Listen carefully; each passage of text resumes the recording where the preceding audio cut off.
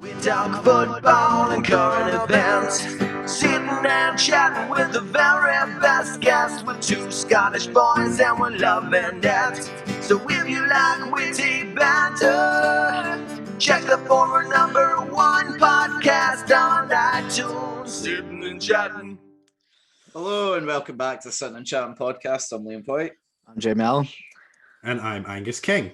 Well done, thank you, First Angus. all that, you know. I know, a professional. Magical stuff comes with lighting and everything. But by the way, first topic, I'm going straight into it, right? By the way, right? Oh, wait, we're not Right, asking the first question. Oh no, we are asking that, right? But Okay. this is beyond this, and I'm sat here, right, with a wee Scooby snack, shall we say, right? Now, I'll show you one, right? If you can see the camera there, Right, So, what would you call them? biscuit. No. You've seen that wrong. Is that a cocktail sausage? There we go, right? Oh, right, yeah, oh, Jesus, right, okay, yeah. Right, so what would you call that? Like, what would you think the brand would be called? Would you think The brand. well, not the brand as such, but like, what would you call it? Like, you know, if you were I going just into the call it store. a cocktail sausage or a mini sausage. Yeah, I'd probably Right, say. so no M&S, right? Oh, yeah. Dinky posh dogs. No, I'm not. Look, you're not able to see it, but dinky posh dogs is what this is No, I called. can see that. Jesus. I kind of That's- like that. That's very M&S. It's M&S. creative, isn't it? It's great. They're good They as well, can't. by They the way. can't just ever be, like everyone else. They're like, no, No, dinky posh dogs. that's what we're going with. They slap down their authority on that. Yeah. They're holding the market down. Feel free to carry on for me. Yeah. Usually, Liam, go for it. Ask your question. Well, Angus, start with you or start with everyone. What's your earliest memory? Oh, that's a good one. So I'm originally from Glasgow. I lived in Glasgow till I was 4. So my earliest memory is, and before I say this, I'm not actually a football fan, but my dad really tried to push it onto me when I was younger.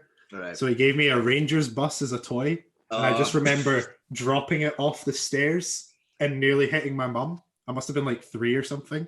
Nice. And Not my mum only was like, just- why did you do that? And my response was, because there were Celtic fans in it. And I'm like, that sounds like I made that up. That's exactly what I said. I know I may have for. ju- I I may think have just that, spilled my juice everywhere, by the way. That may have just happened. I think that So might now be- sat. Yep, now sat here with. Yep, right. Carry on. You're having a disastrous start with you. Nah, I think that's one of the better ones. I think that's definitely up there. And I think as a fellow Rangers fan sitting in the chair covered in Yeah. juice at the moment, I think he'd also appreciate that. Okay, so at least I'm not here offending anyone. Well, No. I might be offending some people. Well, Nah, you said you threw the bus. I was a bit concerned, but then I realised, it was because you thought there was the other mob in it. That's Yeah. right. The other mob in it. That's what I'm going. By the way, the juice is oil the flare. do yeah, you want us to pause this a minute while you No, go no, fix no. this? I mean, I don't know what I'm going to do, to be honest, but you know what I'm going to do? I'm going What? to text my mum. what? Come up and clean this whilst I'm sitting I'm down. going to say, well, no, actually, carry on, and then I'm going to disappear for a couple of seconds. This is a fucking disaster. Start. No, this is what you call makes it interesting. And by the way, if you're listening on Spotify right now, you're missing out on some good quality video content. I by the know. way. So what you should do then is listen to the full thing on Spotify and then go over to YouTube and watch the full video, because that really there is what you should. And you are going to miss me for the next 40 seconds of the video, so I apologise for that. Carry on, though. No, but anyway, so starting at obviously going back there. So are your parents also from Glasgow originally, or are they from So- other places? No, so my mum, funnily enough, is from Stirling, Right. and my dad is from Helensburgh. Oh, So, Helensburgh. Right. Yeah. One of our So I- previous guests was from there, actually. Oh, really? Yeah. That's probably like my dad probably knows him, like, because Maybe. everyone in Helensburgh just seems to know everybody. It's no the So my biggest dad's cousin and like my gran and stuff, they still stay in Helensburgh, so still family there. But it was my mum's from Stirling, and so she went to Stirling High, so it was quite Yeah. funny that they ended up coming back to Stirling, but she didn't think that Stirling High was good enough for me, so I got sent to the good old Wallace High instead. That's a bit debatable there, your mum's choice and where to send you. I have to be real here. I always thought of Wallace as the scummiest one out of this. Oh yeah, no, it totally was for a good while. And you know, it made me really go, wow, my mum probably didn't want me. I was probably an accident, and this is my punishment. So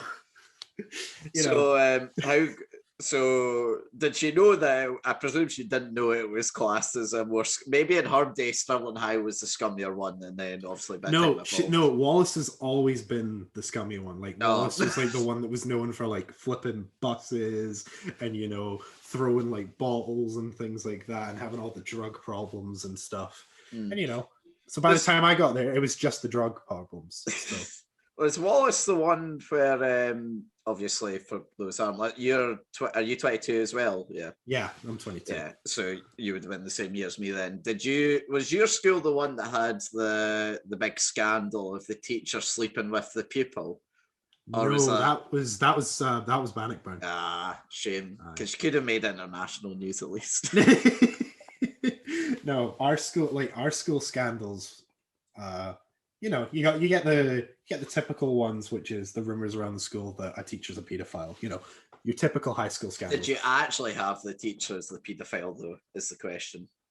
I never personally had him, but we did have a teacher who we then found out had like a previous conviction from younger of like sexual harassment. So we were all like, I take it they didn't mention that when then the school board before. No, funnily enough, that came out after the teacher had left. So, shock. Well, I mean, to be fair, I don't think you have much of a chance of getting employed, let alone in a school if you mention that. No, but we've kind of jumped ahead a wee bit, I suppose. But what was like early life in Glasgow like for you before, and why did you end up coming to Stirling? I suppose. So early life in Glasgow. So a bit of background on my family. My dad worked in agriculture, so it's not like they were in Glasgow for business on my dad's side. My mum did a wee bit of kind of design work and stuff. My mum's an interior designer, and so she did a wee bit of that. But then when I came along and my sister came along, she decided to leave her job and become full-time mum. And so we were only in Glasgow for a bit, and I was going to go to the same school my dad went to, which is Kelvinside, which is is it Kelvinside? Yeah, I think it was, but it's a private school in Glasgow. So that was where originally I was going to go, but then my mum and dad didn't enjoy the city life as much anymore. They kind of realized they'd kind of grown out of it. It wasn't great for family life anymore. So that's why they decided they were going to move out. And so they looked at Helensburgh, they looked at Dunblane, and then eventually they found somewhere in Bridge of Allan, which was really nice, big place that they could move into. But when we moved in, found out there was so much wrong with it. Like, it was basically a death trap. Like, the boiler had been condemned like 4 years ago and was like on the verge of blowing up. And like, so it's like a great gaff. Yeah. So it's been a fixer upper for sure. So yeah, when we still there now then. Yeah, they're still in the same place. That's commitment to the cause at that point. Well, the thing is, I think they only kind of fully became happy with like every kind of room in the house about 2 years ago, I'd say. They only stopped working on the house, so it took them about 18 years to get it right. That is dedication to a project, you have to say. Yeah, no. Apparently, when they first moved into the house, the previous owners had never known that my mum and dad had kids. So when they saw us come up, apparently they went like sheet white, and they were like, "Oh God, we've just sold like this death trap of a house to a young family." Well, it happens. So, people sell like dodgy cars all the time, and they're not thinking about who's jumping in the next one. So it's all part of the game at this point. Angus, you've got to go with it. Well, I'm still here, so it wasn't that much of a death trap. It must have been fine. So What was school life in general like for you then? School was very hit and miss for me. So primary school was difficult. I never got on with, like, the work was always difficult for me. I found it, I was very average, but all my friends were highly intelligent, and that really hurt me in a way of, well, it didn't hurt. It was difficult for me at a young age to kind of comprehend of, like, oh, why are they so smart and I'm not? I'm working just as hard. I can't get the work done. Yeah. And so, you know, I'd go through stages in school where I'd be working really hard but not getting the work done, to just not fucking doing any of it and just, you know, just absolutely being a little raj. I think I kind of resonate. Sorry, I hope you don't mind me saying, but you're dyslexic as well, aren't you? Yeah. So I was gonna say that I didn't then found out in high school, like halfway through high school, that I'm dyslexic, and that was the reason I was struggling so much. Because the thing that I was always struggling with was that I'd never be able to copy the notes down in time, and then I get told that it was just because I wasn't concentrating or I was being lazy, and that never was the case for me. And you know, that way where you hear it so often, where a teacher goes, "Oh, it's just because you're lazy, you're lazy, you're lazy, you're lazy." You start to then just go, I'm trying to tell you I'm not, but you're not listening. So what's the point of even doing this?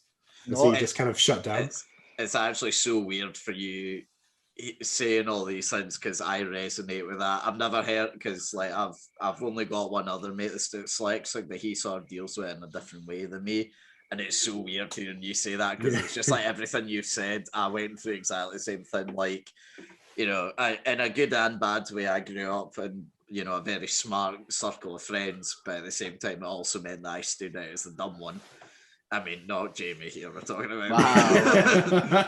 Wow. Just call it Jamie out there. I do have a question though, right? So obviously you said halfway through high school, you found out you were dyslexic. Now, no in a sense of like, yes, I'm dyslexic, but in a sense of, were you relieved to know that back then, after feeling that way for so long, that then you got the reason, and it was like literally nothing you could control? Was it a sense of relief? Obviously you wouldn't have been happy with the situation, but it was a real mix. So on one hand, I was like, it was this way of, oh my god, I have an answer finally. It's it's not what they've been saying. I was right. I'm not. It's not that I'm not working hard enough. It's just I'm not working in the right way. Yep.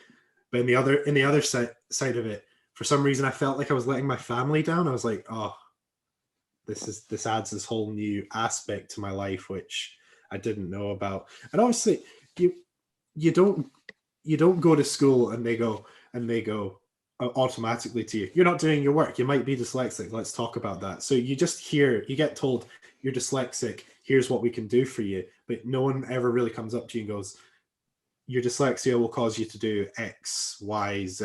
Yep. It will cause you to think in such a way, it'll cause you to, you know, do your work in such a way. So it's a very mixed bag when you take it on.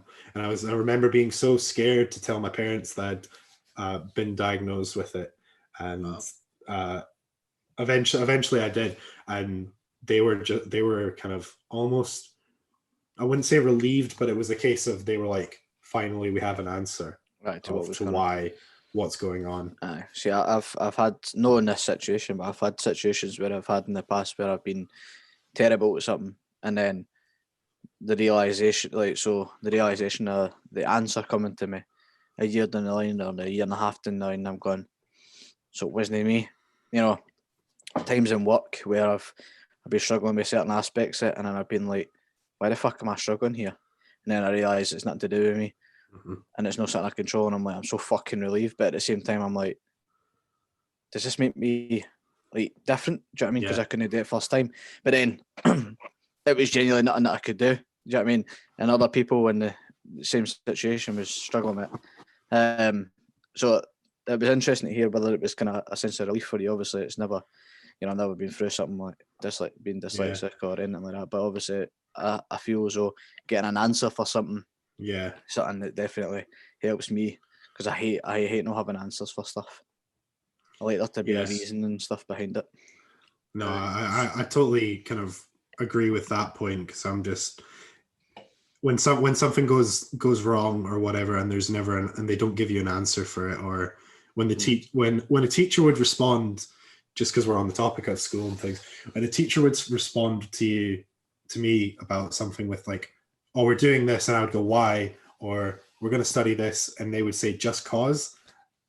It always enraged me. I'm like, no, give me a reason. Tell me, like, why is this going to be in an exam? Is this going to be? Right. Is this a technique that we're going to be needing to use or whatever? But if someone tries to tell me to do something and they don't back it up with a reason, I get it. even if that reason is someone upstairs told me that we have to do this, that's enough of a reason for me to go off. But if you don't give me anything to work with, I'm not really going to respond well to it. It's because, it's sort of an old-fashioned mindset that kids are just sort of meant to go to school, listen, sharp, and do the work that they're told, sort of thing. Just quickly going back to the dyslexia thing, see, for you, do you mind me asking, like, how were you diagnosed? Was it something that happened straight away in high school, or was it further down the line? No, so it wasn't until I was in third year. Yeah, so I was in third year of high school, and I was in maths, and I had got the answer to the question right, but my working was all wrong. Right. And the teacher was going, he knows this, but he's not putting in the working right, or he's getting the answer, but he's not putting in the working, or sometimes it'd be the opposite way around. I put the working in, but then the answer would be wrong, and he'd go, you've put all the working in right, but you've wrote the answer wrong, and that's why it's come out as wrong, not that you don't know it. So he put me forward for the kind of the test that you do, and I did the test, and they came out and they went, right, you're dyslexic. And they came back to me and they said, so the reason it's not been picked up on for so many years is the things I'm dyslexic in, I'm registering as average, and the things that I'm not dyslexic in, I'm registering as above average. So that's why it didn't get picked up for so long. So that's what kind of stood out to me. So I'm always really thankful for that maths teacher for not just going, he doesn't know it, or he's just putting the wrong answer or whatever, or it's just a mistake. It's him going, something's not right here. How did you feel at that firing. time? How did you feel at that time when obviously he put you forward for something like this? Because obviously, I don't know about you, Liam, but in our school, certain places or certain people that will remain unnamed because they're cocks, but certain people in our school would take the piss out of things like that. So obviously when somebody like a maths teacher puts you forward for it, what was your thoughts at that moment, if you remember? It was done very privately. So he held me back at the end of class. He went, Angus, I just want to talk to you about your work. And then he went, right, your answers aren't correct, but your working is. And then on other questions, your answers are wrong, but your working's right, or whatever. I think I'm going to put you forward to test for dyslexia. Might come up as nothing, but I think it's worthwhile, because if it does come up, we can put in things to support you. And so from there, it was just kept between me and him. So it was all put, as far as everyone else knew, I was then being pulled out of a class to do an interview about something else. So it was completely up to me about who I told and the only people I mentioned it to was like my closest friends, and I was really lucky at the time that they didn't mention it to anyone else. So the diagnosis was kept kind of quiet for a while, but then when the exams and stuff come along, and it does, groups of people get called for extra time, or for, like, I was tried on a lot of different things. So I was tried with a reader for my questions. I was tried with a scribe, tried with extra time, eventually put on a laptop rather than writing things by hand. And you get the occasional person who's a dickhead, who's like, oh, you getting special treatment because you're, and then they don't even say dyslexic, they call you like a mongo or a retard or something like that. Definitely shit high school banter. Yeah, but when we were doing exams, it was national fives and national fours. Now, national fours didn't sit exams, and usually the people making these comments were doing national fours. And I said, I'd always go something like, I'm dyslexic, so I've got a disadvantage, and yet I'm still sitting a fucking exam while you're getting your little national four credit. And, you know, earned me a sore jaw. Yeah. Earned me a sore jaw once or twice, but, you know, I think I got my point across. No, it's interesting you say that, because also we just mentioned how Jamie was away about, you know, how we're in the same sort of area of schools. I know we didn't go to the same school, but it's the same area. And it was done quite different for Stirling High School in terms of tests and dyslexia. So during our first week, me and Jamie's, our very first ever English class, when you go there, they always give you a sheet. I don't know if it's like this now, but it was like this when we were there. They give you a sheet of paper, and the teacher at the front of the class gives out 100 words, and you have to write out like how you think you spell them for each word. Obviously, you don't know what it's for at the time, but it's clearly to test, to see what the level everyone's at. And I mind like a week later, something like that, a teacher again pulled me out sort of in private, like, yours done, and was like, yeah, Liam, you got like, I don't know, say like 8 out of 100 correct. We think that you might be dyslexic. So I went and done the test, but the issue was I done the test and I aced the test. So they said, oh, I don't know how, like, it must have been the best I've ever done the test, because they're like, yeah, no, Liam's not dyslexic, it's fine. And it wasn't until like I got to about third year where I was like, no, I'm pretty sure I am. Like, I looked all the list of like things online, like signs he might be, and it was just like, I'm ticking the box for everything. So like I really had to force my way to get another like test done at the school, because they'd already done one with me. And when I'd done it, they were like, okay, you are slightly dyslexic. We'll you know, we'll allow 15 minutes extra time, I think is what I got in my exams. Yeah. And then when you go to college and university, you also have to get retested, because they have to have their own independent testers. So I started off as being not dyslexic at all. Then I went to being a wee bit dyslexic, to the point that when I done my university one, they said I was highly dyslexic, to the point where my reading ability, they've said, is 6 years behind what it should be from someone my age.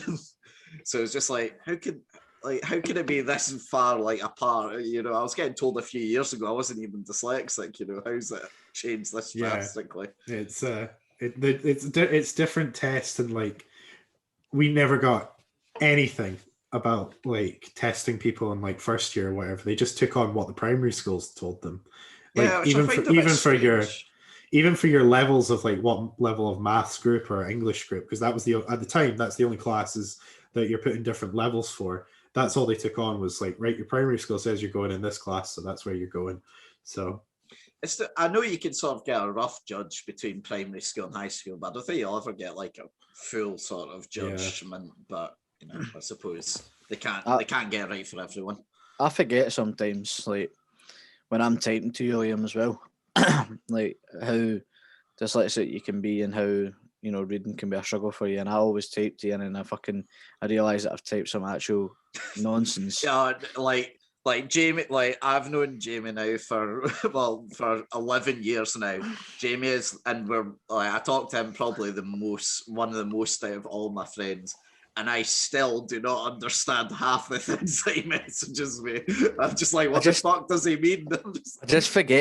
I forget because like other people can understand that don't have the trouble reading, and I just fucking forget for you. And it's like, you know, I'll put random, I'll spell words incorrectly on purpose, like because it's just muscle memory, and then I'll be like, fuck. And then like, there was like a paragraph I remember sending you, and everything was perfect, but it was all jumbled with letters, like in terms of the words were spelled incorrectly by, like, you know, just force of habit.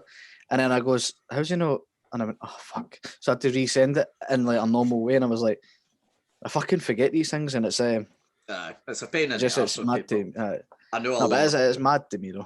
I know a lot of people have said to me like they do not understand what the fuck I'm messaging them. I always feel sorry for them, because do you ever get that as well, Angus? Do people maybe not understand something? Because I always get a lot of complaints about that.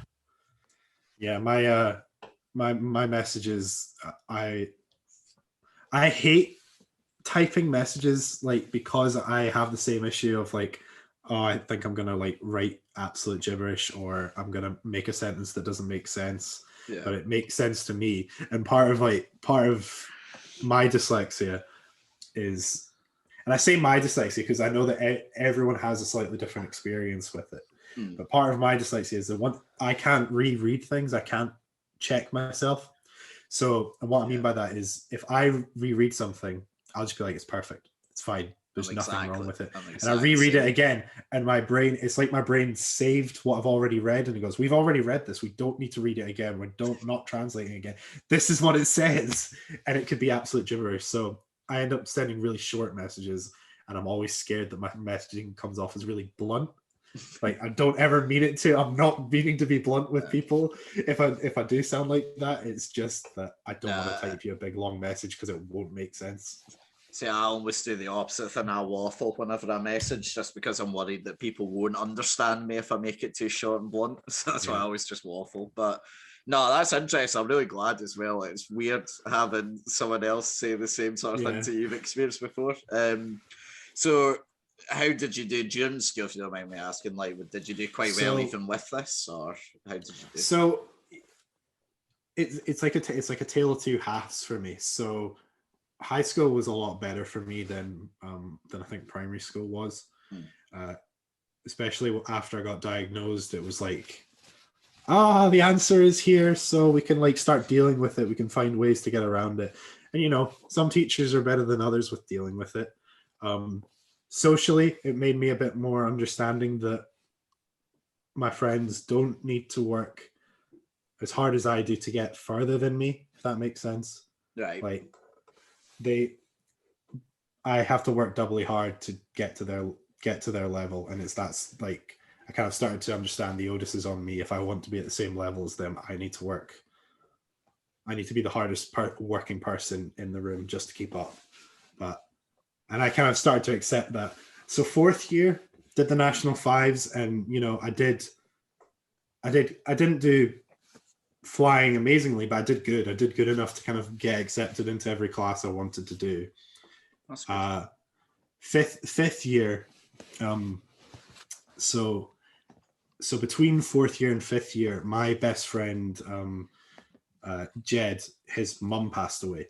So fifth year was really hard for him, for me, and our kind of circle of friends. So fifth year was just like this kind of emotional, all over the place thing. That on top of dealing with a level of work that we'd never kind of experienced before, and a level of examination that you're not used to. Didn't do very well in my hires, and that was really tough for me. Coming back from that, like going to school the next year, and I was completely broke. I had no motivation to keep going. Because in my head, I was like, right, I'm gonna get these levels. I'm gonna then go to this university, and this is my path. And not getting those qualifications sunk my life plan for me. Like for me, I had like the next 5 years of my life mapped out in my head, and all of a sudden that was just gone in the space of like getting that email with the results. So that was hard. That must be extra hard as well, because most kids, obviously, during that age group, don't really know what to do. They might have an idea of, right, this is the sort of area I might want to go down, but they don't often have a set plan, like you sort of said. So to actually have that, and to actually have the foresight to think of that, to then only realise, shit, I can't do that, I need to think again, must be quite difficult. Yeah, so I've been lucky, because up until high school, I always wanted to be an actor. I was involved with lots of drama and stuff like that, and I always wanted to be an actor. And then I got into filmmaking, and I was doing both. And I was like, I want to do one or the other, but I can't tell. And it was, funnily enough, it was a conversation with my mum. And I said, which one do you think I should do? My mum was like, you should do the filmmaking. I was like, oh, do you not think I'm a good actor? Is that why? She was like, no. I think you think you're a fine actor, but when you come home from doing your filmmaking class, you've got like a twinkle in your eye that you don't have when you're acting. And I was like, okay. Mums know best. Yeah, so mums know best. So that was the kind of the goal from there. So I've been lucky in that sense of I've always known what I want to do, but the path has not been always very clear. It's been changed, and I've gone down side roads and kind of a winding long road to kind of get to where I am. But yeah, getting those results was so difficult for me, and moving past that was really difficult. So when you did eventually come to that point of leaving school, what happened then? Where did you go? So I was in 6th year, I was really lucky with some of the teachers that I had, and because I got to know my English teacher really well, and he was my tutor group leader. So he's your registration teacher, the guy that you see first thing in the morning. And the head teacher I got really close with as well. And you know, I don't know how you guys had it, but at Wallace, when you're kind of in that level of final year, all they're pushing to you is university, gotta go to university. Jamie didn't even make it till the end of 4th year, so he didn't quite get that chat in. Well, put me on blast like that, eh? No, listen, you're a lot more successful than me, so it shows not staying. Put me on blast like that. You know, I'm showing you, not staying till the end of school doesn't mean that you won't be successful. No, absolutely not. But hearing that was tough. But then having my English teacher and my head teacher, they come to me and go, "You ever thought about going to college instead? That might be a better fit for you." And so I then started looking at colleges that do filmmaking style courses. And so I eventually looked at City of Glasgow College, and they had a really good television production course. So an HND. And so I kind of contacted them. They invited me in to do a little tour and have a look around their stuff and speak to some of their lecturers. And I decided to go for that. So I went for an interview with them, just thinking, I'd love to go here, but I'm like, I've got the qualifications to go here, but it's really competitive to get in. It's like they only accept like 20 students for the HND. Oh wow, only 20 for the full year. Yeah. For the 20 to guarantee for the full 2 years. So I go for the interview, and I'm speaking to the guy, expecting him to just be like, right, that was great, or that wasn't very good, we'll contact you in a few weeks or whatever. And honestly, like, much to my surprise, he offered me a place right there and then. He was like, yeah, we don't normally do that, but looking at your previous work, we'd really love to have you on the course. So that was just like, I think that was probably like the biggest accomplishment for me personally, like at that time. And I rode that high for like 2 weeks. I think most people would, you know. I don't think you're the only one that would. Yeah. So how was the course then? Did you enjoy it? Was it everything you hoped? Or? I loved the course at City of Glasgow College. I would couldn't recommend it enough to people, because it's the first time that you go and you meet people that are completely like-minded. Like when you're in school, there's maybe a couple of people who kind of think along the same lines as you, but going to college where everyone is filmmaking, TV, where what cameras are you using, what movies are you watching, what shots are you going to get, what documentaries are you going to do, and to then in this 2-year course, we make a documentary in the first year, and you make a drama in the second year, and then you also do studio work as well. It was just like everything I could have hoped for. I got to experience so much and got to do so many different things. Like through the college, they were told us, there's an interview that needs done down at City Hall. Who wants to do it? And so a couple of us put forward for it, and then they take us in and they go, right, by the way, you're going to be interviewing what's his name? It's gone completely out of my head. Manager for Man United. What's his name? Alex Ferguson. Alex Ferguson. Yeah. Yeah. So Even as a Liverpool fan, that would be quite a thing for one of us to do. Yeah, so interviewed Alex Ferguson about Nelson Mandela, of all things. Yeah. Was he a big Nelson Mandela fan? Or? So he knew Nelson Mandela personally when he came to Scotland, and they kept in contact all the way up until he died. Well, just because he's our most famous, or one of our most famous exports, you just happen to know the other famous person from another country. No, it was because it's because Nelson Mandela was a Man United supporter at the time. Of course. Fuck. That's cool. So, so is that just your main line of questioning? Yeah. So it was so Alex Ferguson was there to talk about.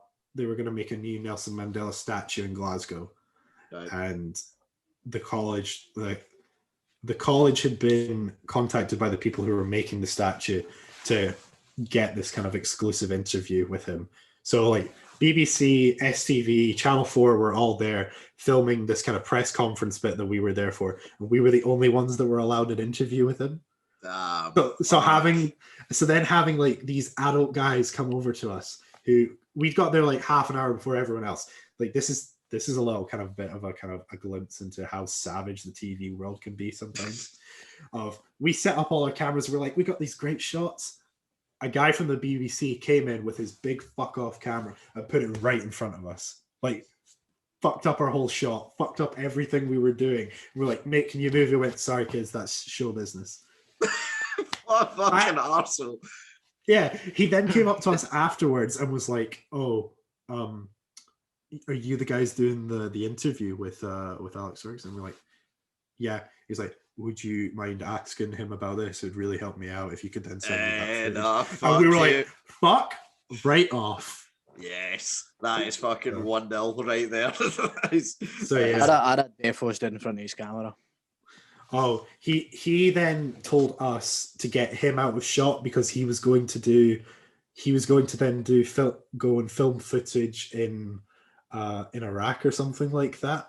And he was like, I don't want my face to be on national TV. And in case he gets recognized. Yeah, but the thing is, right, see if you're over in Iraq filming, right, there's going to be one big giveaway more than anything else that you are reporting. It's going to be the big fucking camera that you're holding, filming all the war and events that are going on by. What does he think's going to happen? Just like some boy in Iraq's going to be watching BBC Scotland and just go, wait a minute, I recognise that. He was across the field there the other day when the shooting was going on. Yeah, but yeah, this good. I'm not gonna have a bad word particularly like to say about the BBC, but this particular guy was an absolute fucking arsehole, and he got what he deserved. No, I'm glad. Fuck him. Fuck him indeed. Fuck him indeed. Do you know what though? You have to give a lot of credit as well to like the folks that set it up with you, because they could have gone down the less risky, more traditional route of giving it to mainstream press, but they said, do you know what? This would be like a once in a lifetime opportunity. Like, especially at your age, to put that on your CV. Like, by the way, I've interviewed people like Alex Ferguson. That footage is still in my show reel. That's like as it should be. I filmed that like close to like 3 years ago now, and it's still in my show reel because how many people at my age get to interview Alex Ferguson? Yeah, no, there's not many, especially as well if you date it as well, they might be able to look at it and go, oh wow, even more impressive sort of thing. But no, that's good. So like, do you have particularly like do you have a piece that you filmed during your time at college that you say that you enjoyed more than any others? I think there's two things that stand out at college for filming that I go, wow, those were really good. So in first year, my documentary that I made my documentary on dyslexia, and I think it's like one of my best things that I've ever done, because I put a lot of work into the research about it, because obviously it's a very personal topic for me. Put a lot of research into it, got really good interviews with people, got some really good stories and things from it. It's like a 5-minute piece, but I think it really does its job really well. The second thing is so when you're in high school, the Christmas thing to do is, oh, we're just going to sit around and watch the movie. When you're in college, the Christmas thing to do is we're going to recreate scenes from films. So we recreated the scene from Silence of the Lambs where the agent is meeting Hannibal. What's her name? Clarice. Is that? Do you mean about when she's sitting in front of the glass screen as he's fussing her just right? Yeah. So we took a sound recording studio in the college, so we filmed it in there. So we had the glass and we had the two-way, and just the way that it was, we managed to really do it really well. And just the way that it's all lit and the way that the acting performances aren't terrible. Like, they're not amazing, but they're not terrible. It looks really good, and I think that's one of my favorite things that I got to do in college. Also, going to film rappers in Shettleston, that was really cool as well. Like, nice. Shettleston's not obviously known for its rappers, but you feel kind of cool sitting in the college in the morning and going, right, okay, we're going to Shettleston and we're going to go and talk to these guys who are, building up their rap game, and, them talking about how they saw like people get knifed down the street and things like that. And, it all feels a little bit dangerous and a little bit like, ooh. Were they Scottish rappers or were they from all over? They're Scottish rappers. Did you interview Shogun by any chance? We had him agreed to do an interview, but he then no-showed. Nah, fuck, I'm gonna say it anyway, because we were also due to interview him, and he was the biggest cunt I've ever. Yeah. He is. So, Shogun, if you're listening, I'll happily take a diss track because your fucking interviews were shit and your performance was shit as well. I'll happily smoke you back on a diss track. I've got previous. This man's 1-0 on the diss track scene. I've got a diss track and I will smoke you, mate. Come ahead, yeah. So you heard it here first. Jamie calling out Shogun.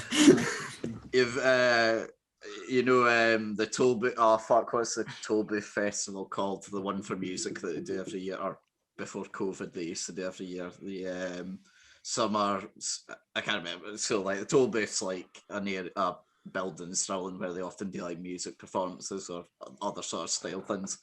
And they done like they do. They're not advertised well. That's why most people don't know about them. But they do like a music festival for like 2 days of the year, before COVID at least. One on summer and one in winter. And our college was tasked with filming it, and he showed up at 30 minutes late, so it was a good start. And it turned out he didn't bring any of his kit with him for the performance. He just thought that there was going to be like kit ready for him, like they were just going to provide kit on site for him. So he had to like borrow like one of our microphones to be able to perform. And it was a bit of a disaster. He was an all right guy when we were chatting to him, but my God, was he a bit of a walloper. Yeah, it's just people like that just like get me. Like, I know it's like in the music thing, it's like, I'm just gonna walk on stage and it'll all be ready for me. Yeah, and you can do that when you're Justin Bieber or Rihanna or something like that. Yeah, like you can do that once you're at a certain level, but you're not at that level. You don't try and big time us. Like, show some respect. Yeah, show some respect. You're still kind of, for lack of a better term, you're still paying your dues. So like, act like it. And respect. Fucking dick. Aye. Yeah, because no one respects the person who all their life just walked on stage and had everything handed to them. People respect the people who worked their way up to it, and they carried their kit and they set themselves up in the street and work for it. Yeah, work for it. Get your hands dirty. So, actually, I'll talk. So after then college, did you then go on to do more filmmaking at like university, or did you then just take it in a freelance position from that point? So we had we had the opportunity when we were in college to interview to go on to do the university level. But at that point in my life, I was like, I need to take a break from education. I am burnt out. Being dyslexic and being in education is not easy. Doing all the paperwork, constantly trying to keep on top of everything at the same time as then basically trying to do full-time hours of a job. It was a lot. So I decided that I was going to take a break from education with the idea that I would maybe come back later and get a university degree if the work didn't pan out for me, because the idea was that I'm going to go and try, I'm going to get work, and I'll give it 3 years. If in 3 years it's not working out, I'll go back and I'll go get my degree. But I thought, have you felt like you might go back, or are you thinking that path's gone now? I think I'm now at the stage where I'm past that. I'd never say never. Like, I'd be quite happy to go back to university. But at the moment where I am in life, and especially my career, I think I don't need it at the moment. Because they always say that experience trumps a degree, especially in like this line of work.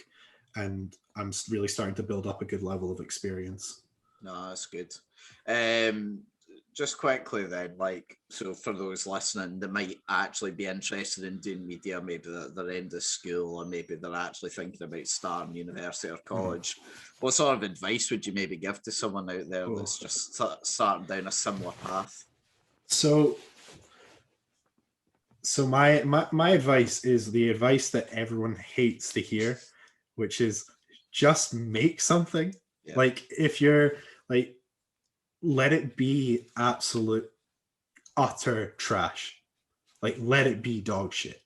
Like, just don't be afraid for it to be bad. My first film is terrible, and I will not let anyone ever see it. But I made it, and I made it on a cheap flip camera at the time, and I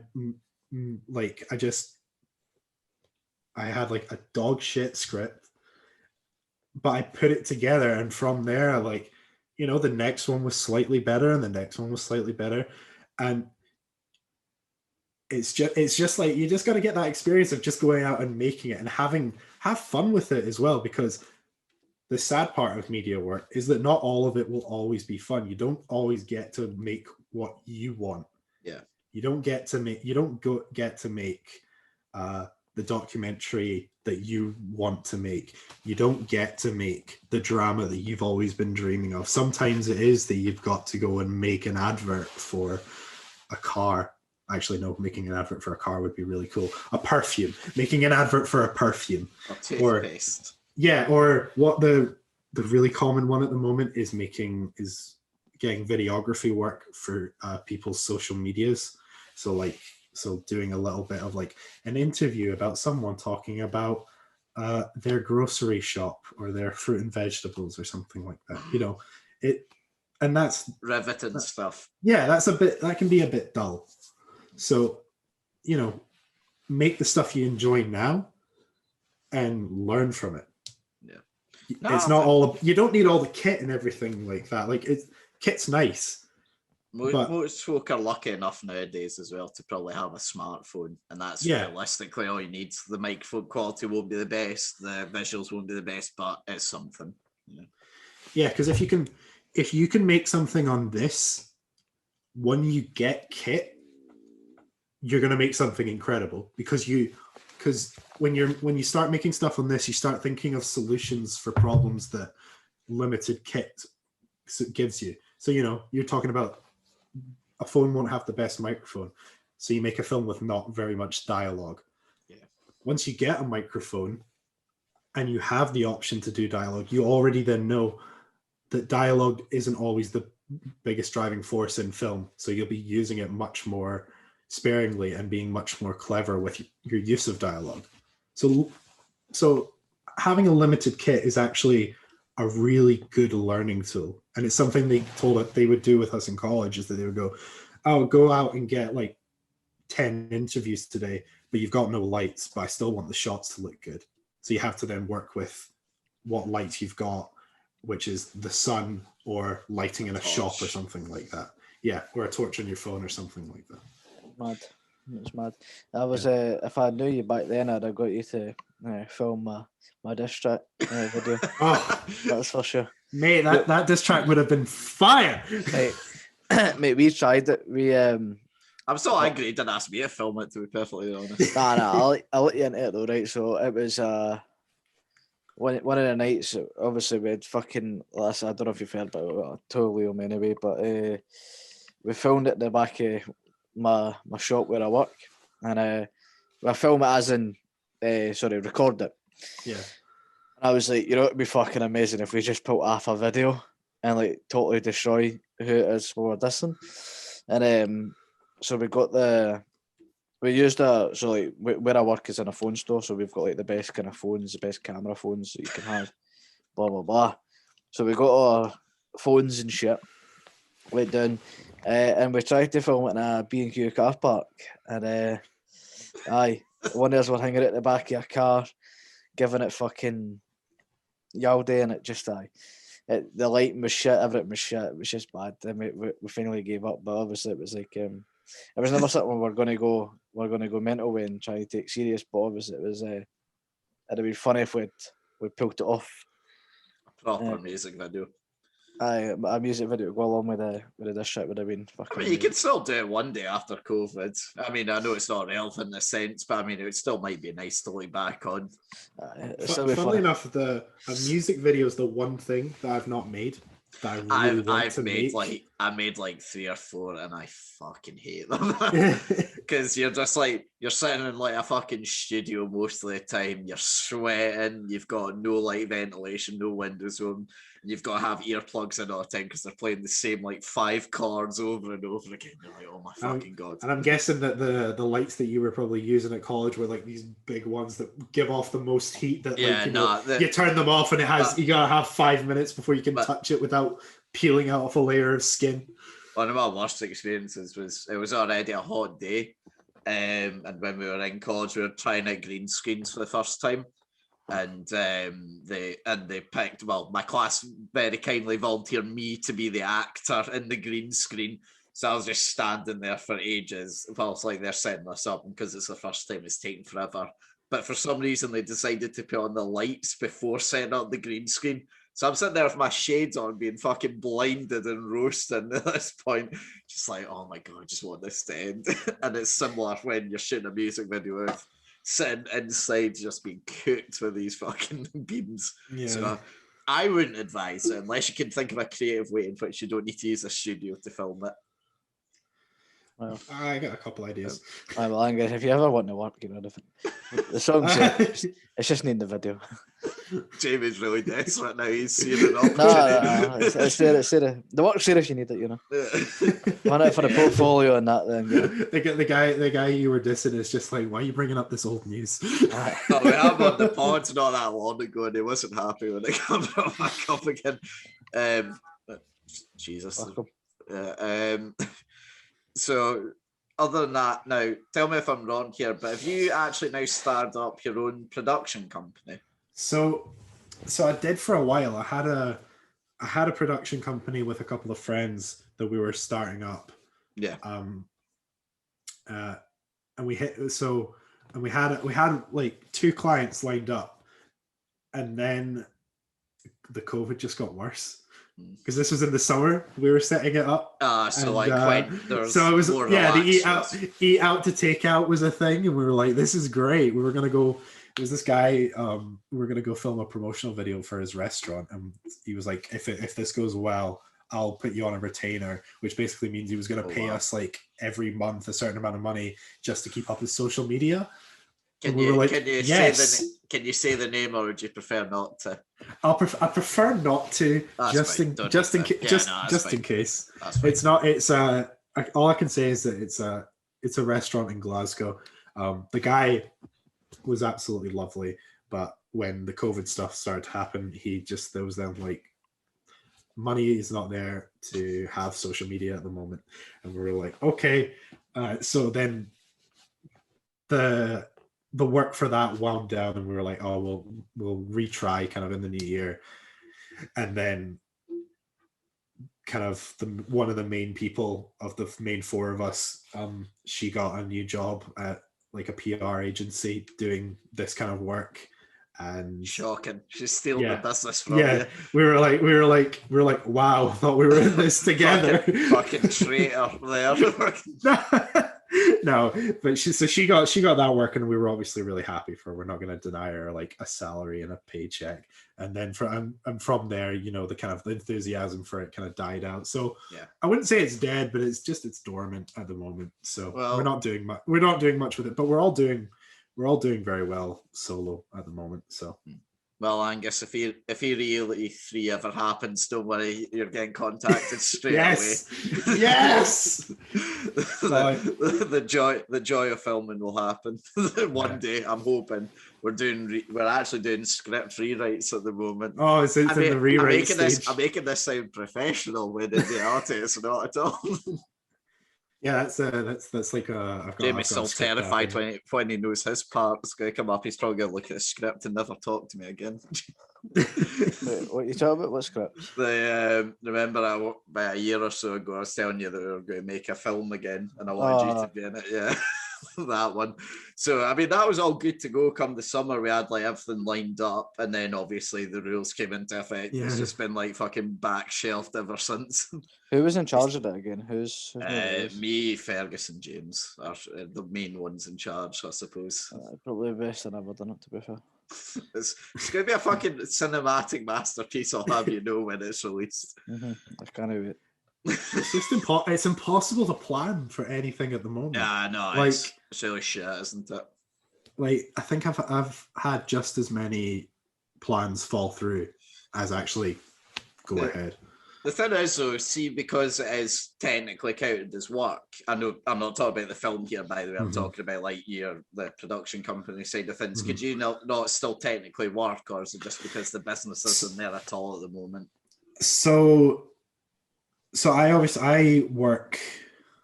do freelance work doing film and media type stuff, but I also have got technically a part-time job at McRobert Art Centre as an usher, and I work on the box office there as well. So to make myself eligible for like the production company to count as work, to get away with not get away with, but be allowed to go and work during COVID and stuff like that, I need to register myself as completely self-employed and completely employed by this production company. Okay. Which would then play silly buggers with the furlough, and the furlough is kind of what keeps me alive at this point. You know, there's just not enough stuff at the moment. That's understandable. What's it like working in a cinema, out of curiosity? What's that like? It's an interesting experience. It's real. I honestly think there's nothing quite like it. What's the weirdest thing you've seen someone do in a cinema? Oh, that's such a okay.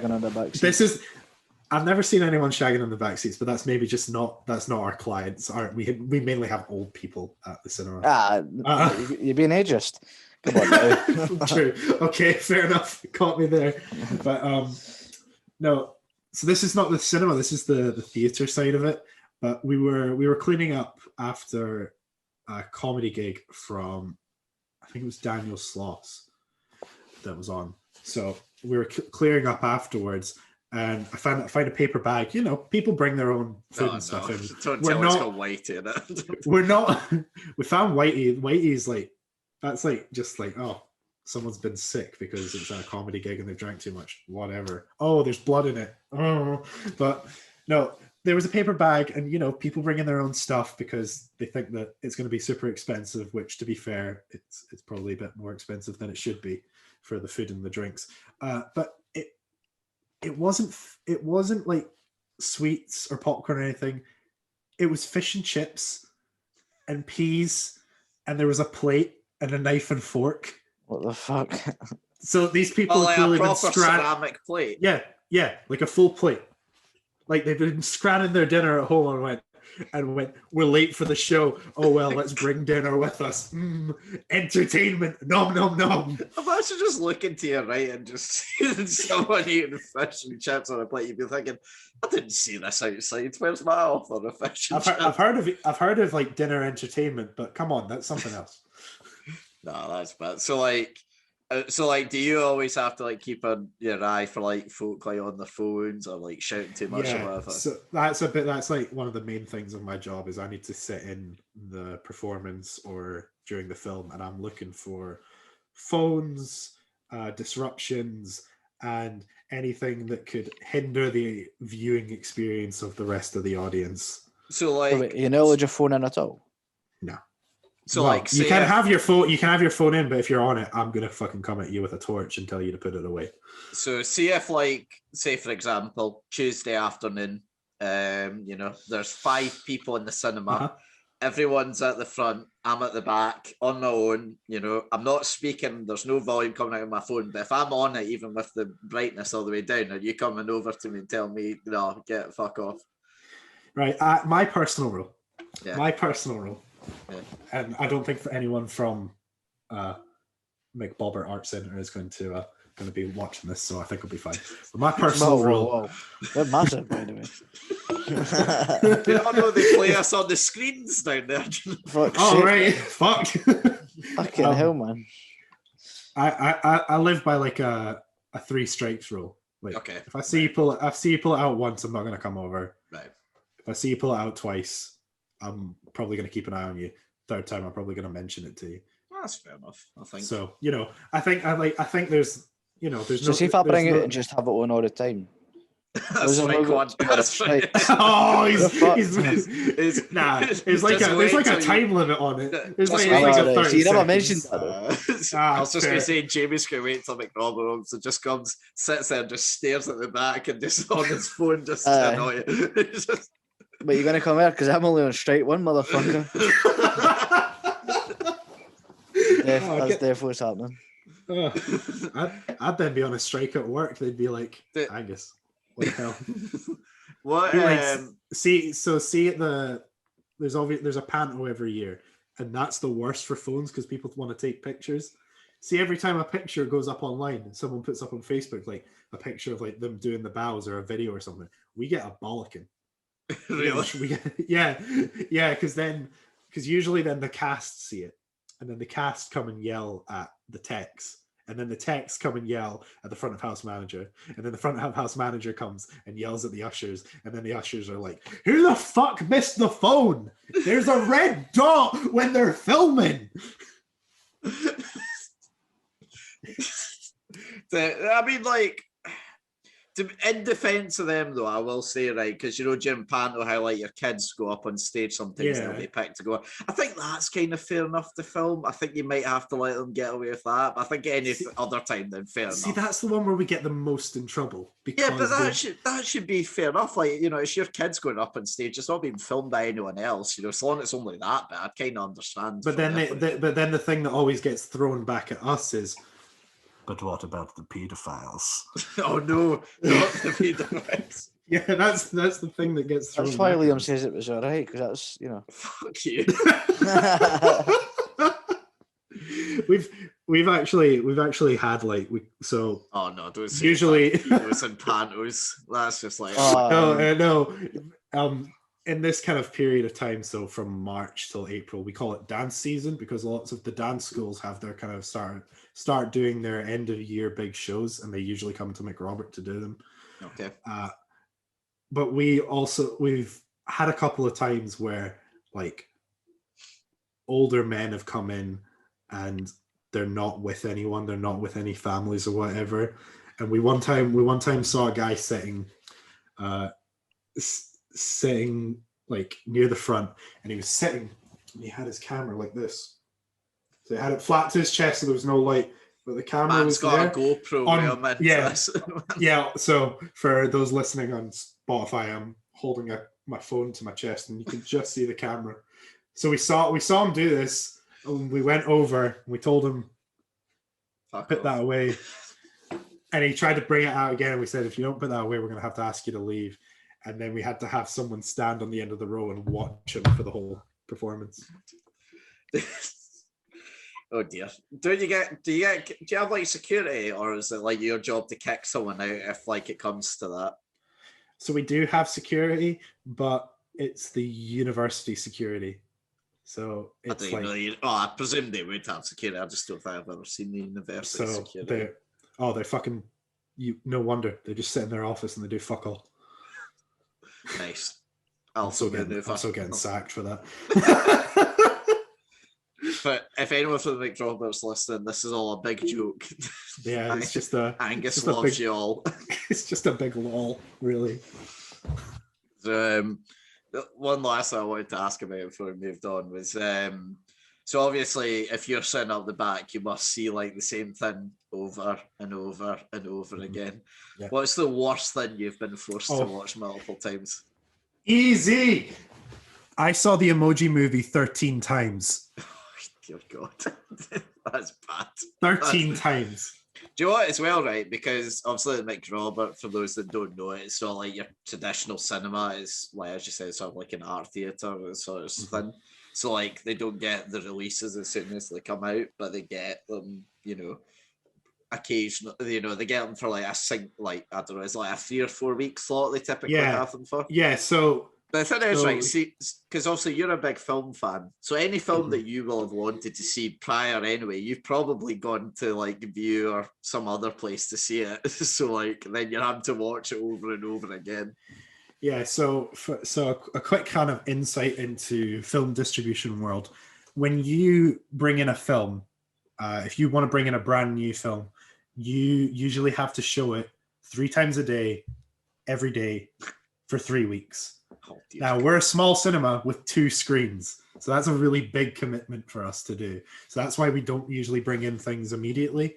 Yeah. We have to give them a 3-week burn, right? And then that's when distributors are usually a bit more relaxed, and they allow for kind of 1 screen, 1 showing a day for 5 days or something. Okay. So that's usually how it goes. But I'm friendly with the guy who does all the film programming. Funnily enough, he was my first film teacher, so that's how I've known him for so long. And when he told me that the fucking Emoji Movie was coming, I actually wanted to like. I was like, I want to quit right now. I want to leave, because in the summer, that's when all the kids are around and they try and get all the kids to come. So he always books 3 big kids films for like the summer, each 3 weeks. And that summer it was, so what was it? It was Emoji Movie, Cars 3, and Despicable Me 3. So I saw Despicable Me 3 11 times, Cars 3 5 times, and Emoji Movie 13 times. I've been fucking forced to watch Despicable Me 3 times, and I fucking hate it. So I can feel your pain if you had to see that more than once. I can't stand it. And the thing is, you're the only Usher that works in this film, by the way. That's why you're seeing them so many times. The thing is, though, as well, they make you, sometimes you'll do a double shift, which a double shift is when you have to like watch 2 movies or sometimes even 3 movies. And so I saw the Emoji Movie 3 times in one day, one time. That's too much for one person. See, like, if you give the synopsis of the job to your average person, be like, oh, it's great, you get to sit at the back of a cinema, just sit down and watch a film for like an hour and a half or whatever. Mm-hmm. And then you put it like that, and you're like, Jesus, this is actual hell on earth. I know, sometimes, we're lucky in the fact that most of the time we don't get these, because it's such a commitment, we don't get these 3 weeks of films. Most of the time, You're only going to see a film a maximum of 2 times, like 2 or 3 times. But that's manageable. And like most of the time, and like sometimes you get like really like some real gems.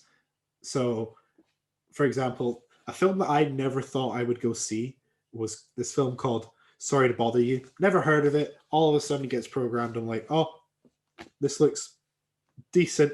Watched it. Was the trip of my fucking life. It's one of my favorite films I've ever seen now.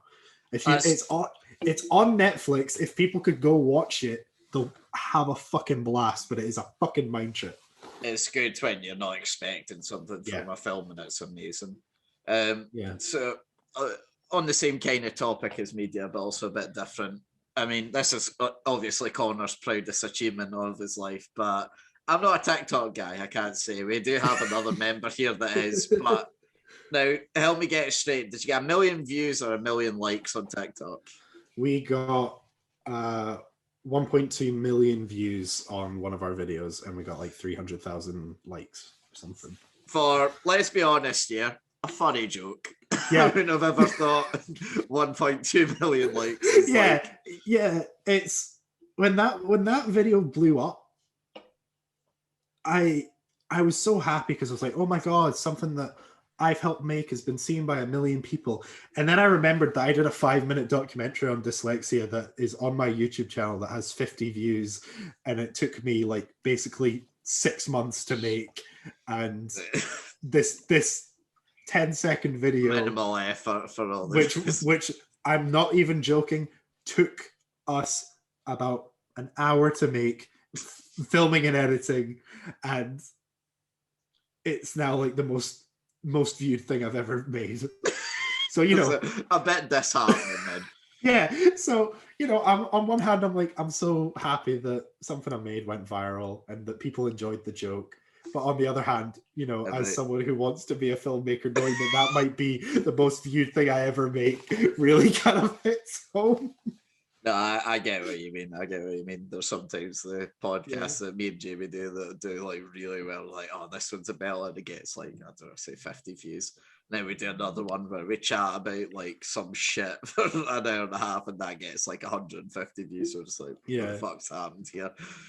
But yeah, the joys of algorithms and people's attention span and all that. the craziest thing that came from that video was that a friend of mine's girlfriend messaged me going, hey, I just saw your TikTok. And I was like, oh, thanks, whatever. And she was like, yeah, my friends in the States sent it to me.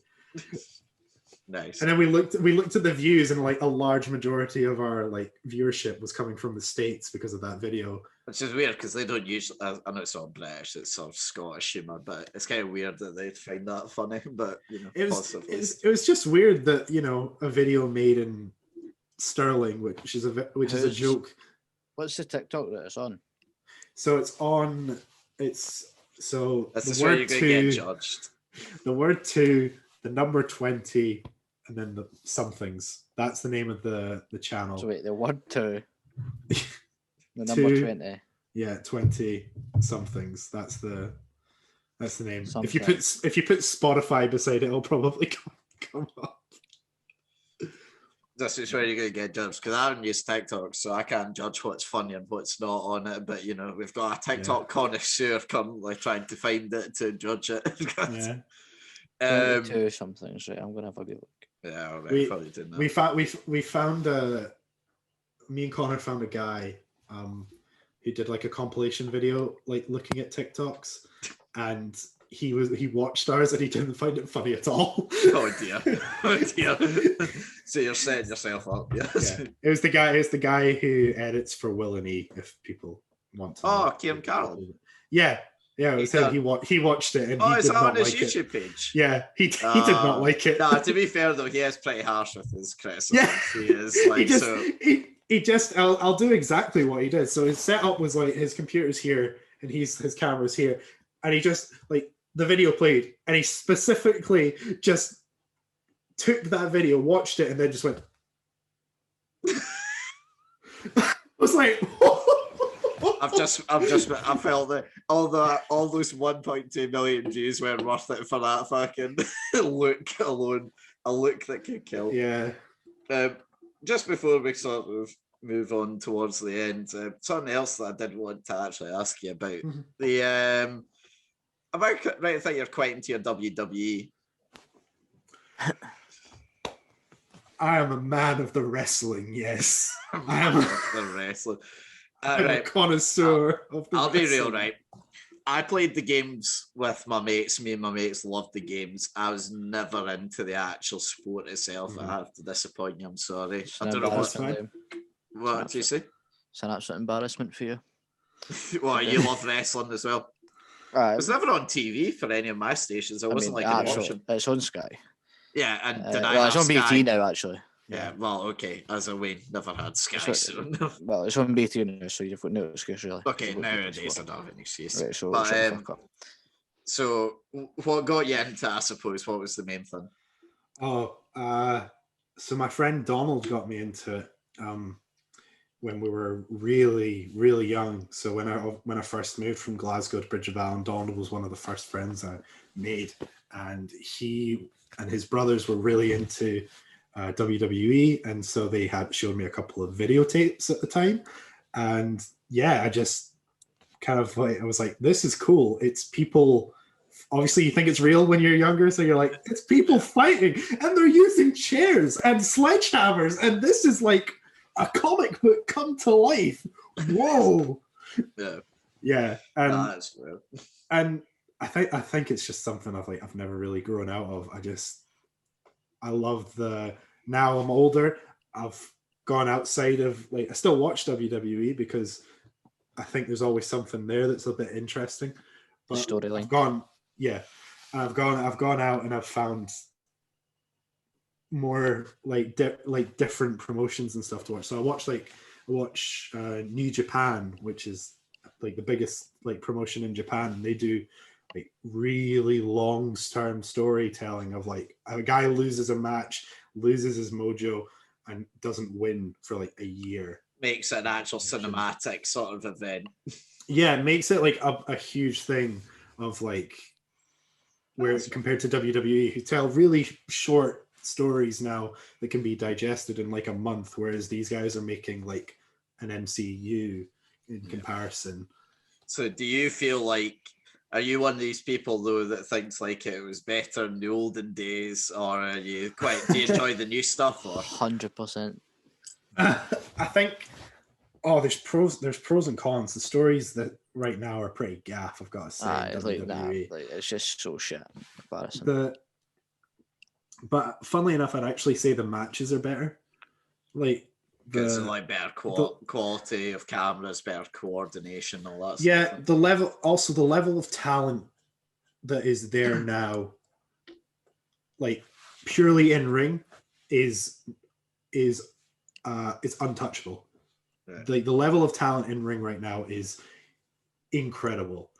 However, WWE are not prepared to make any stars anymore. They're so reliant on bringing back older stars who we recognize as The Undertaker, Triple H, The Rock. Yeah.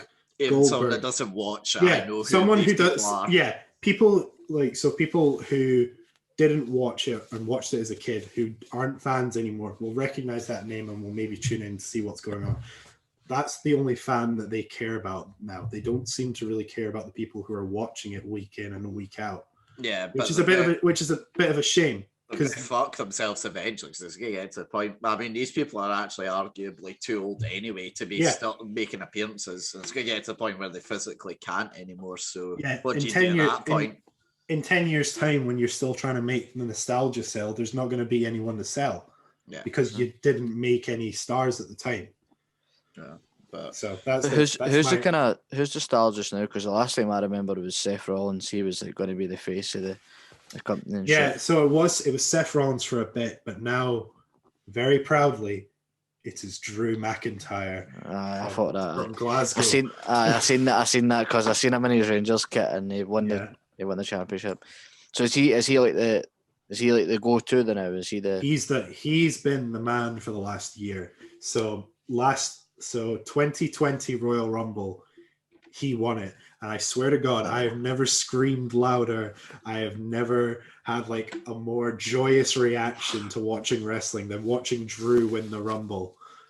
See, the first Glaswegian or first Scotsman to do it. He's the first Scottish person and British person to ever win a world title in the WWE. Oh wow! Yeah, so that's massive. So it's massive, and they let him. And he's basically there's been a 3-week period where Randy won the title, but he's basically been the champ for a year, and he's considering this very, very difficult point. Wrestling is very much about the crowd reaction. It's very much playing off the fans. So trying to have a sport where the fans aren't there is insanely difficult.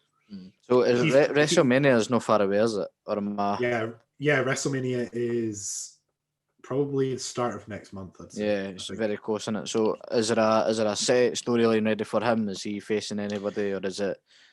So so it looks like he's going to be... So he just lost the title, so it looks like he's going to be fighting for that back, because I think the plan is to have him regain the title, because they're having fans at WrestleMania.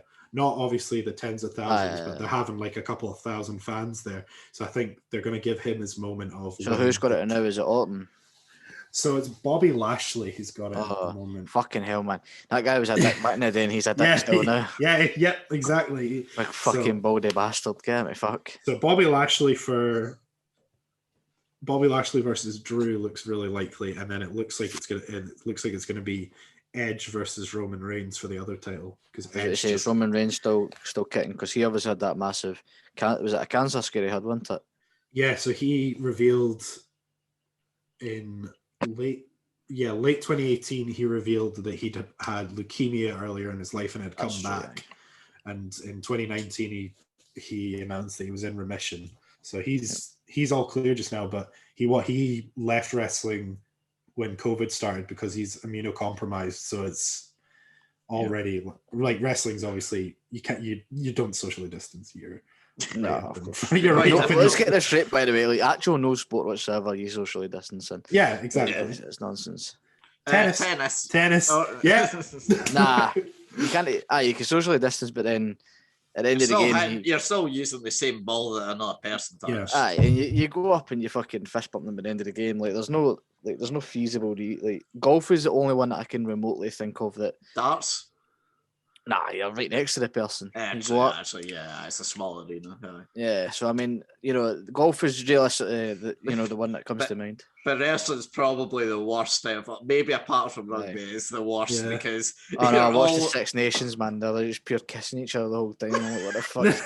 Like, how is this COVID? We're not getting back on this topic again. Fuck's sake. But that's interesting though. Yeah. The whole idea of the WWE. And to answer your question, like, I did enjoy it. It's went away as a passion for me. It's just the whole when they got rid of SmackDown versus Raw, didn't like it, and then it kind of changed, and it was WWE, and then they brought Nexus in, and then it was what was it called? No, Nexus. No, it was Nexus. Oh, was it Nexus? And then they brought that in, and then loads of the stars were coming up from there to the WWE, and it made it good. And then kind of the women started powering in, taking over, and it was all very interesting. But then it kind of died down once all the big names went away. Like the Shield was the best thing, and then they fucked that up, and just loads of stuff. But no, I don't watch it as much now, so it is interesting to hear about everything that's going on, and I still keep in touch with it a bit. But it was much of a love back in the day for me, like 100%. Cracker of a show. Yeah, fair enough. Well, I think we'll move on to Liam, Jamie, and the guests do the news. Now, I'll be honest, I've got one story this week. You know what? That's all you need. Yep. Well, basically, wanted to quickly chat about NHS pay rises by a whole 1%. Have you seen this? I haven't seen it. I've kind of been in a bubble. I've been doing some work this week, so I've not been keeping up with the news. Okay, so basically, the government, very kind of them, are giving a 1% pay rise to all nurses. All NHS workers, right? Only in England at first, but the plan is for him to move up into Wales, Northern Ireland, Scotland, all that as well. However, very interestingly, so my mum's also a nurse, and I read something just literally actually before we started this podcast, right? So it goes in your grade as such, is like called a band in the NHS. So you go from a band 1 when you very first start all the way up until like a band 8 when you basically run the whole gaff at that point. So my mum's a band 7, just to give like folk a bit of context about this, right? And I seen a guy on Twitter saying, I'm a band 6 nurse, right? And this pay increase means I'll make a grand total of £6 extra a week, which doesn't even cover the parking fares that have now been introduced to pay for. Which is fucking mental. To put into comparison, the MPs are getting a 5% pay rise this year. Oh, fuck off! Cheers to that. Oh, that's atrocious. It's just fucking 1%. Like, surely you knew that would look bad. It's just like someone that's right at the top makes an extra £6 a week. So, like, for someone down the bottom, they'll be making what, an extra £1 a week. So, and I mean, like, but we clapped every Thursday for them. They should be grateful. Of course, yeah, that's exactly what you should be grateful for. The claps. Jesus. Claps pay the wages. I mean, the guy he clapped for fucking that mad old guy that died as well. Like what, Captain Tom. Yeah, Captain Tom. He came out and he clapped for him as well. So it's like, if you're going to clap for one guy, clapping for the NHS, like, fuck up. Do you know what I mean?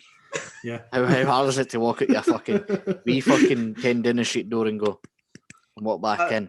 I really hoped as well, you know, because of the fact he had COVID and, you know, had to go through the whole. You know, I never took him away though.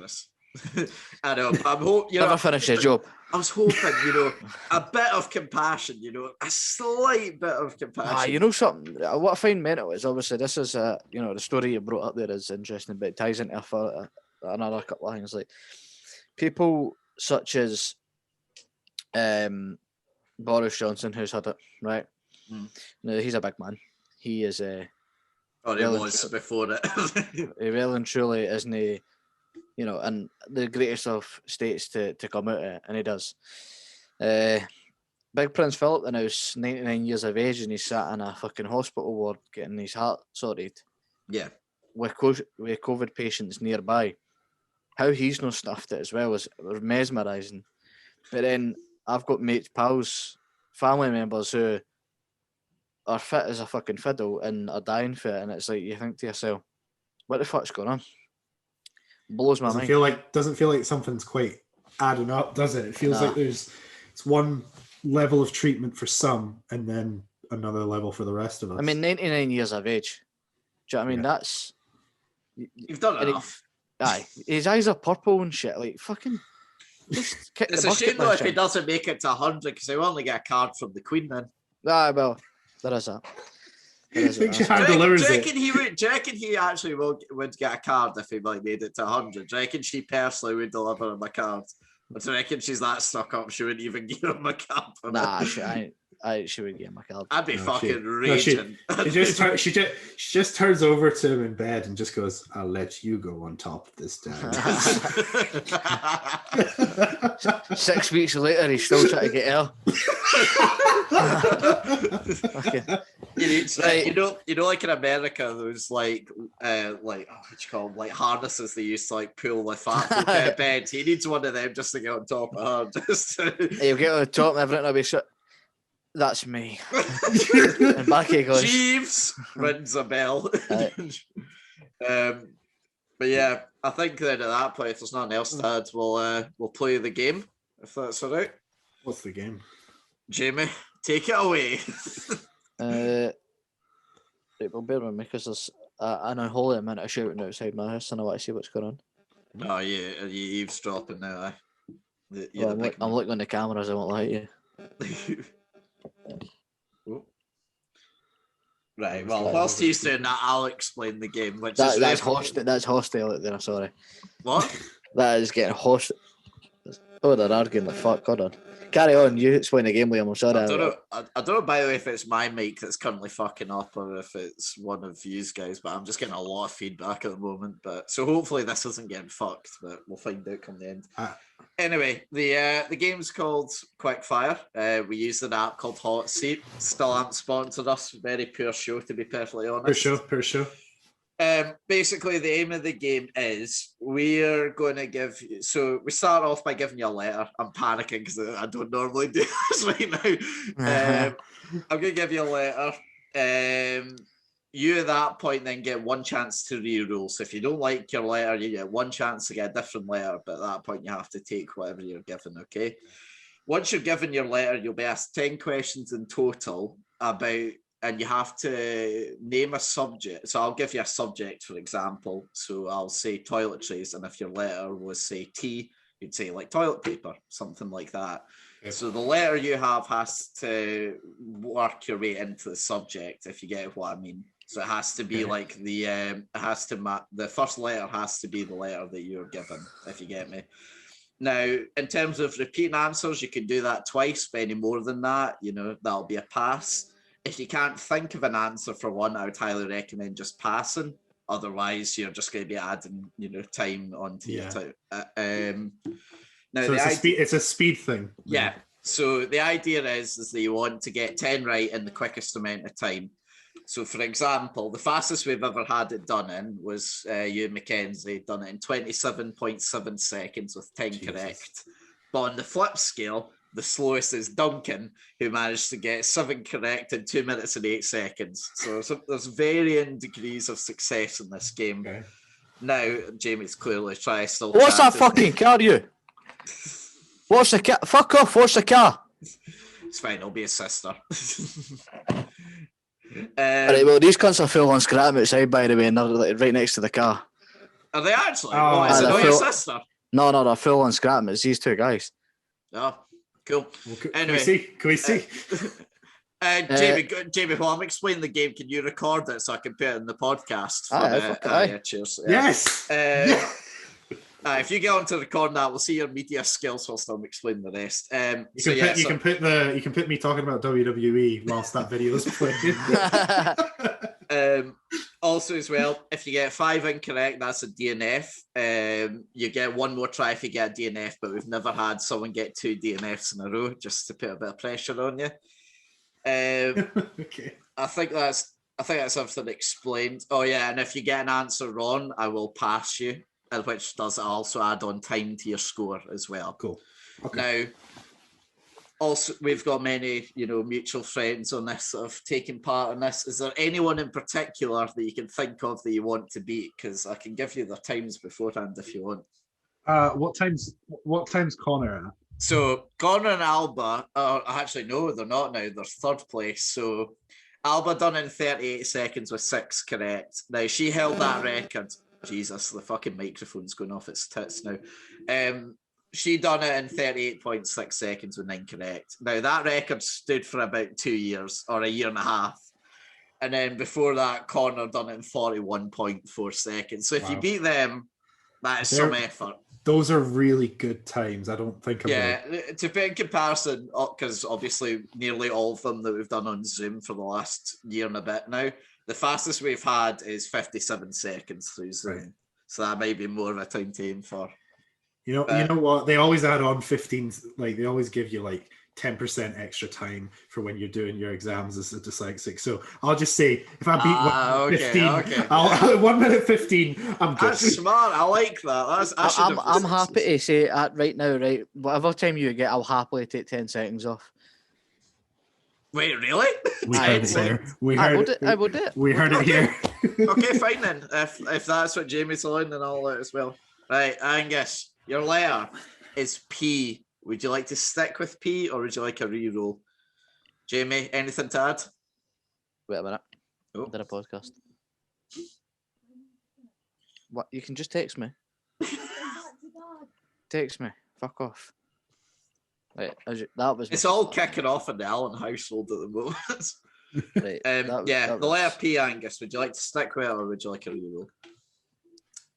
Well, what do you guys think? What letter was it? Sorry. P. Letter P. Oof. That's a pricky word. That pricky letter. Nah, but I'm gonna re-roll. All right then. Angus, your letter's T. T. Now, that's are you ready? Okay. 3, 2, 1. Words associated with winter. Trees. Cartoon characters. Tiny Tina. Musical instruments. Trombone.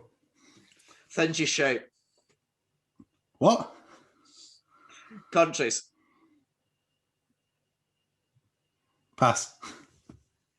Things in the sky. Pass. An embarrassing moment. Turning a car upside down. Things found on a desk. Table. Reasons to make a phone call. Test positive for COVID. Celebrities. Tina Turner. No. I got a lot wrong there. You got 6 right and 4 incorrect. Normally the rule is that we would give them a restart if they got what you call it, 5 incorrect. However, I'm going to allow you another go, okay? Because I think that's only fair, you know. Dyslexic boys have got to stick together. Thank you for the dyslexic consideration. So your letter is W. Would you like to stick with W or no? You're getting shafted on the letters today, I have to say. I'm gonna re-roll that. Your letter is J. Again, not the easiest one. So wait, what's happened here? We're restarting. We're doing another go. Okay? No, I heard that part. What was the letter is J. It was W originally, and now it's J. It's a tough one. This is a tough game. I can't lie. Angus, are you ready? Ready as I'll ever be. 3, 2, 1. Celebrities. John Stamos. Things in a circus. Jugglers. A girl's name. Julia. Cars. Jaguar. School subjects. Pass. Clothing. Pass. Terms of endearment.